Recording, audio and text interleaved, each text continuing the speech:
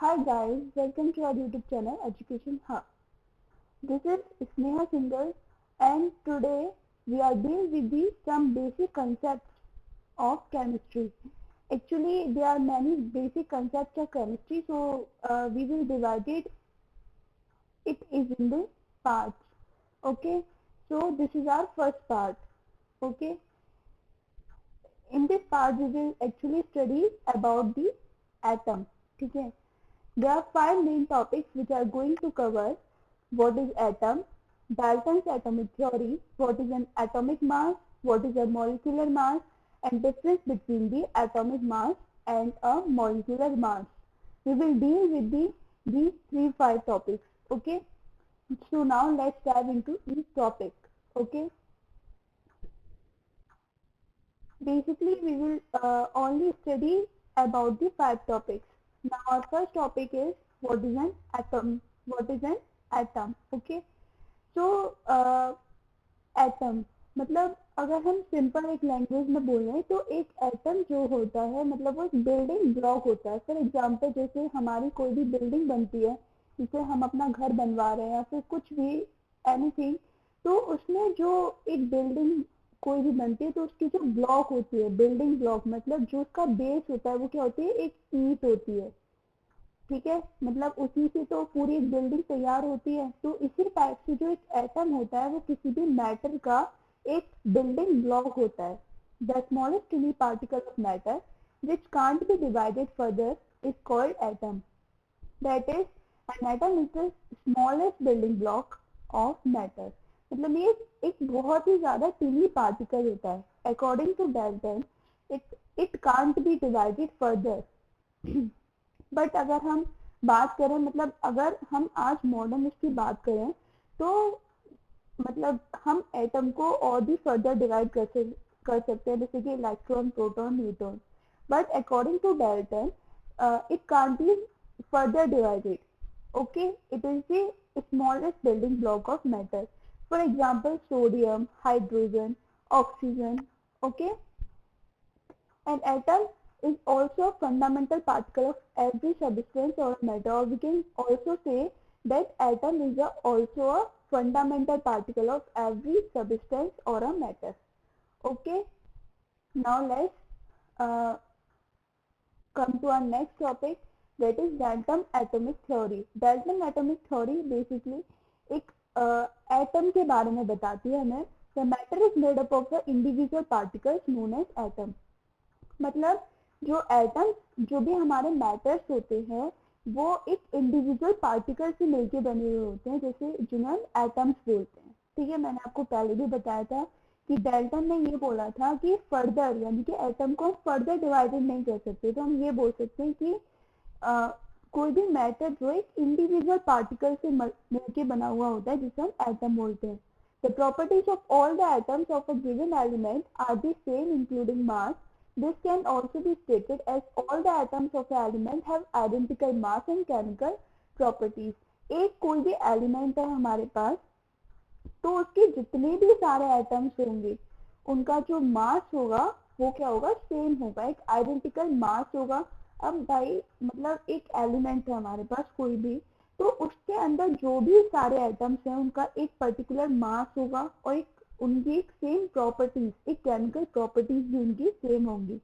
Atoms are neither created nor be destroyed. मतलब atoms को ना हम बना सकते हैं ना डिस्ट्रॉय कर सकते हैं.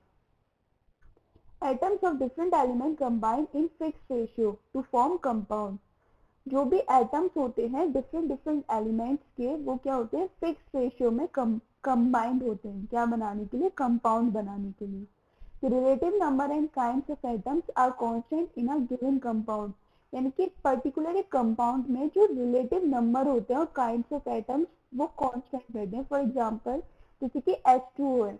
अब हम H2O इज दी मॉलिक्यूलर या फिर हम कहें मतलब फॉर्मूला है किसका, वाटर का. ठीक है, तो जो H2O है कि वाटर, तो हम वाटर को बनाने के लिए जो हमारे हाइड्रोजन है, ऑक्सीजन, वो एक पर्टिकुलर एक रिलेटिव नंबर में काइंड ऑफ एटम चाहिए हमें वाटर बनाने के लिए. हम कार्बन और ऑक्सीजन से वाटर नहीं बना सकते हैं. या फिर हम कहें कि क्लोरीन और ऑक्सीजन से बना दें, तो ऐसा नहीं, एक फिक्स नंबर चाहिए और एक काइंड ऑफ एटम्स चाहिए किसी भी गिवन कंपाउंड को बनाने के लिए, मतलब कांस्टेंट होते हैं इसमें, ठीक है, वो कभी भी चेंज नहीं हो सकते।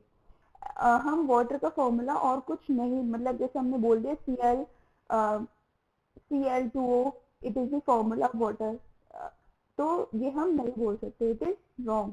ओके, तो हमने इसका, मैंने आपको ये बताया था कि फिक्स रेशियो में, यानी कि हमारा फोर्थ पॉइंट था atoms of different element combine in fix ratio two form compound, यानी कि एक पर्टिकुलर कंपाउंड को बनाने के लिए फिक्स रेशियो में वो डिवाइड होते हैं। तो एक हमारा एग्जांपल है 2H2 plus O2 is equal to 2H2O, ठीक है।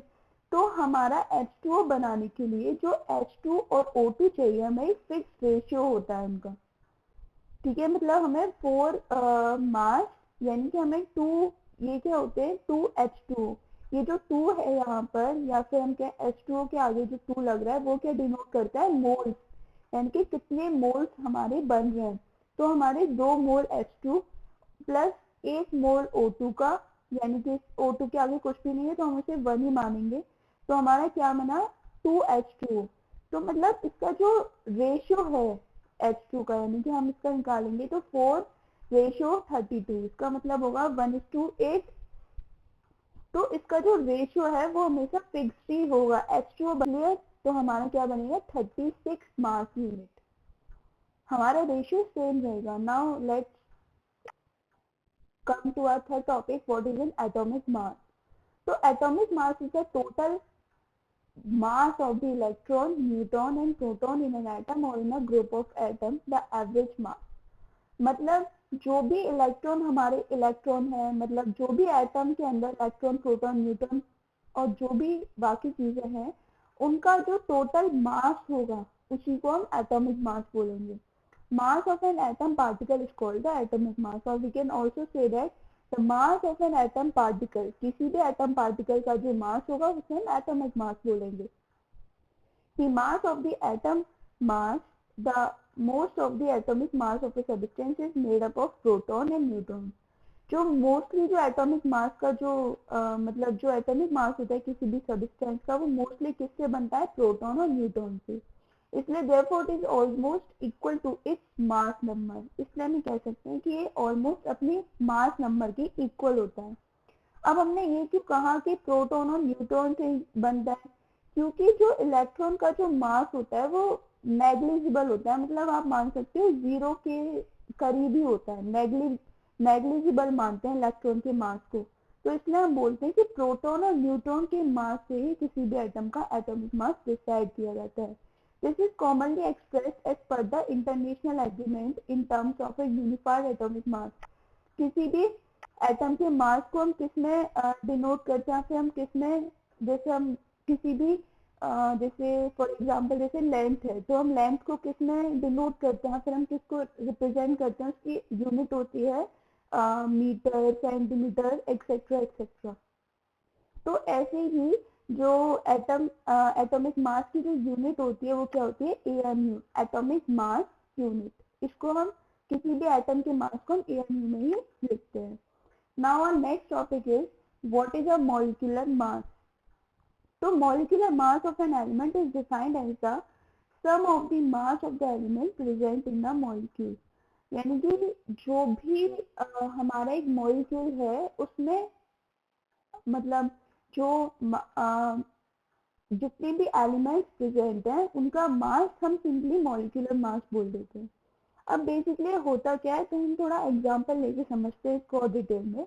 How we find it, first of all it is, आप एक चीज को क्लियर कीजिए कि मॉलिक्यूल क्या होता है। मॉलिक्यूल बेसिकली एटम से मिलके बना, जैसे कि फॉर एग्जांपल O2, अगर हम बोलेंगे O2 तो ये एक एटम नहीं है, ये एक बन जाएगा मॉलिक्यूल। अगर हम ऑक्सीजन, एक सिंपल ऑक्सीजन बोलते हैं तो वो हमारा क्या है, एटम।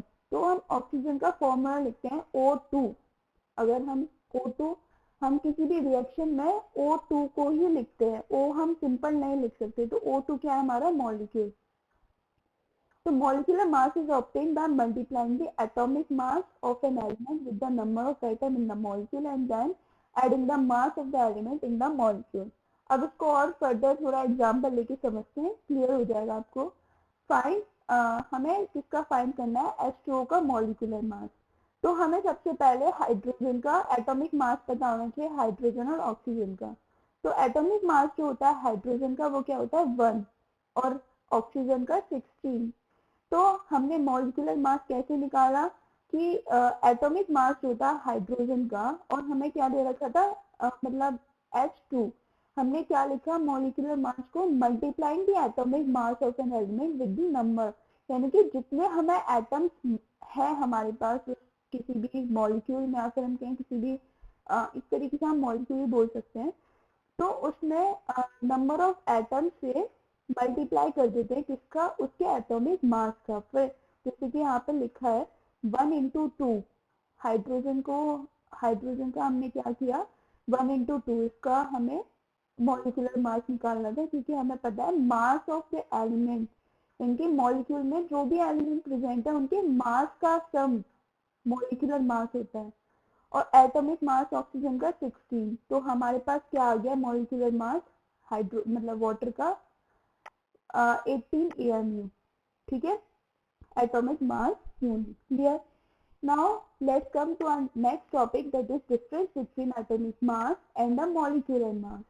तो एटॉमिक मास और मॉलिक्यूलर मास में क्या डिफरेंस है।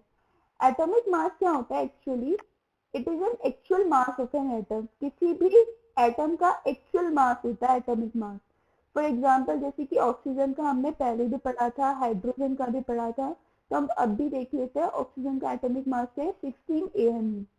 और मॉलिक्यूलर मास क्या होता है, टोटल मास होता है किसी भी मॉलिक्यूल का। एटॉमिक मास क्या है, एटम का मास है, और मॉलिक्यूलर मास मॉलिक्यूल का मास है, ठीक है। मतलब एटम मतलब मॉलिक्यूल जो है वो एटम से ही मिलके बना है, ठीक है। तो मॉलिक्यूल का मास मॉलिक्यूलर मास और एटम का mass atomic mass. Is that clear. Now it is the, if we have to find the molecular mass of oxygen, then we multiply it number of atoms, that is 2, by the atomic mass of the oxygen, that is 16, then we get 32 AMU, that is the molecular mass of oxygen, clear। the difference between atomic mass and molecular mass, atomic mass atom का होता है और molecular mass mass of molecule होता है। So guys आज हम बस इतना ही पढ़ेंगे हमारे फर्स्ट पार्ट में। सो thank you very much for watching our video. With this we have covered the today's topic. So thanks for watching. Now stay tuned for next video. Please like, share, comment and subscribe to our channel. Thank you.